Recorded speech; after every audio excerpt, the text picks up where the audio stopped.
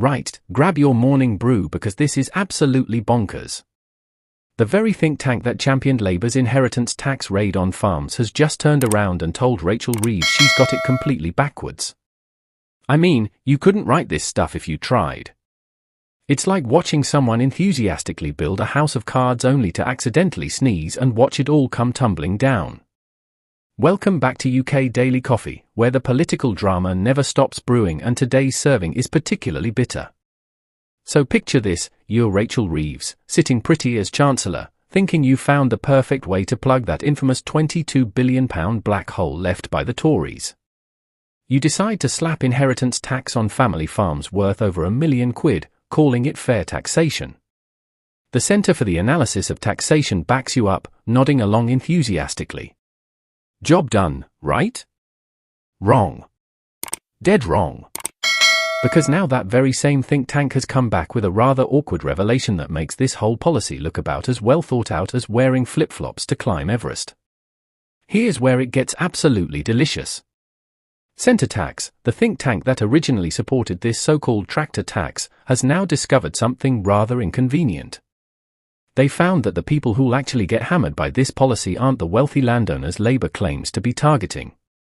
Oh no, it's the actual working farmers. You know, the people Labour supposedly wants to protect. It's like aiming for a dartboard and somehow managing to hit yourself in the foot instead. The numbers are genuinely staggering when you break them down. According to CenTax's latest findings, only 20% of landowner estates would be affected by this inheritance tax raid. But here's the kicker, 25% of tenant farmer estates would get hit, 45% of owner farmer estates would face the tax, and a whopping 67% of mixed tenure estates would be caught in the crossfire. So essentially, Labour's policy designed to target the wealthy is missing its mark so spectacularly it's practically doing the opposite of what it intended. Now, the Treasury keeps insisting that only farms worth £3 million would really be affected once you factor in all the tax allowances and reliefs. They're saying that's only about 28% of family farms. But hold your horses, because the Department for Environment, Food and Rural Affairs has completely different numbers. Their official figures suggest that as many as 66% of farms could be hit. That's not just a slight discrepancy, that's the difference between a gentle shower and a full-blown tsunami. Think about this for a moment. We've got a government policy where the left hand literally doesn't know what the right hand is calculating.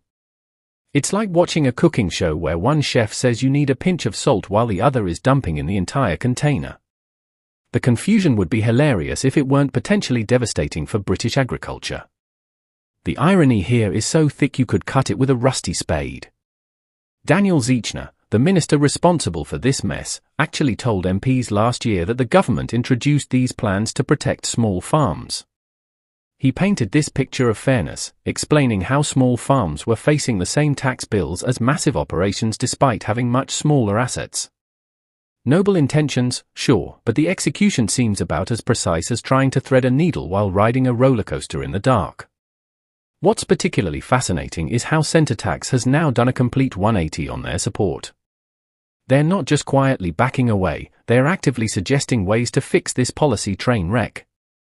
Their first suggestion is capping inheritance tax relief at £10 million but allowing 100% relief up to £2 million per estate. It's like they're saying, look, we supported this idea, but you've made such a hash of it that we need to step in before you completely destroy British farming. Their second suggestion is even more pointed. They want a minimum share rule that would strip inheritance tax relief from passive investors in farmland. Basically, they're saying wealthy people shouldn't be able to use farms as fancy tax shelters while actual farmers get clobbered. It's a reasonable idea that makes you wonder why it wasn't included in the original policy. Did nobody think this through properly, or did they just assume it would all work out fine? Mo Metcalfe-Fisher from the Countryside Alliance has summed up the situation perfectly. Labour ministers keep banging on about protecting genuine family farming businesses while tackling tax avoidance, but the evidence shows they're achieving precisely the opposite. It's like claiming you're protecting fish while draining the pond. The disconnect between rhetoric and reality is so stark it's almost impressive in its incompetence. But here's where it gets even more interesting. Rachel Reeves isn't just dealing with angry farmers and embarrassing think tank reversals. She's apparently facing a £50 billion hole in government finances, according to the National Institute of Economic and Social Research. That's more than double the famous £22 billion black hole that Labour blamed on the Tories. It's like discovering your house has dry rot only to find out the entire foundation is crumbling. This puts the Chancellor in an absolutely impossible position.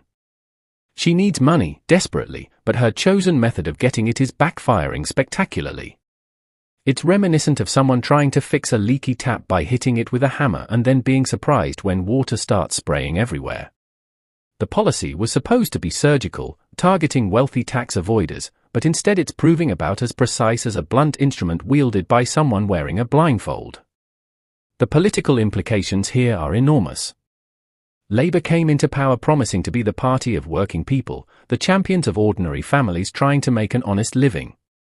But this inheritance tax raid is hitting exactly those people while potentially missing the wealthy landowners it was meant to target. It's political suicide dressed up as economic policy, and the chickens are coming home to roost faster than you can say, electoral consequences. What makes this even more delicious is the timing. We're not even a year into Labour's term, and they're already facing the kind of policy humiliation that usually takes governments years to achieve. It's like watching someone trip over their own feet at the starting line of a marathon. The question now isn't whether this policy will survive in its current form, but how quickly Labour can backtrack without looking completely incompetent. The farming community isn't exactly known for backing down from a fight, and they've got some seriously heavy hitters in their corner now. When the very think tank that supported your policy turns around and tells you you've got it wrong, that's not just embarrassing, it's politically toxic. It's like having your own mother tell everyone at the family gathering that your cooking is terrible. CenTax's analysis reveals something even more damaging than just bad policy design. It exposes a fundamental misunderstanding of how British agriculture actually works. The government seems to have assumed that farm ownership follows simple patterns, but the reality is far more complex. Mixed-tenure farms, where ownership structures are complicated, are getting absolutely hammered. These aren't tax-avoiding millionaires, these are often multi-generational family operations that have evolved over decades to survive in an increasingly difficult industry. The truly remarkable thing about this entire situation is how it perfectly encapsulates everything wrong with modern political decision-making. You've got ministers making grand announcements without properly understanding the consequences, think tanks changing their minds after actually looking at the data, and different government departments providing completely contradictory figures. It's like watching a masterclass in how not to govern a country. Rachel Reeves now faces a choice that would make Sophie's choice look straightforward. She can stick with her policy and watch it devastate the farming communities that Labour needs to win over rural voters, or she can perform a humiliating U-turn that makes her look incompetent and undermines confidence in her economic judgment. Neither option is particularly appealing, which is what happens when you design policy with all the care and attention of someone assembling IKEA furniture after several drinks. The broader implications here extend far beyond agriculture.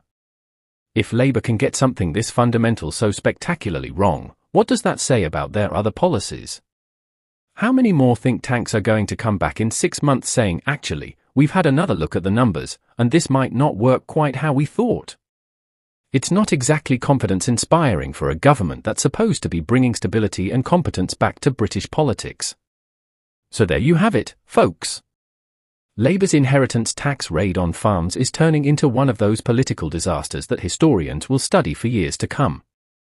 A policy designed to target the wealthy that instead hammers working farmers, supported by experts who then change their minds, implemented by a government that can't even agree on its own numbers. It's beautiful in its dysfunction, terrifying in its implications, and absolutely perfect content for anyone trying to understand why British politics feels increasingly like a fever dream. Don't forget to subscribe if you want to stay on top of all the political chaos that keeps British politics more entertaining than reality TV.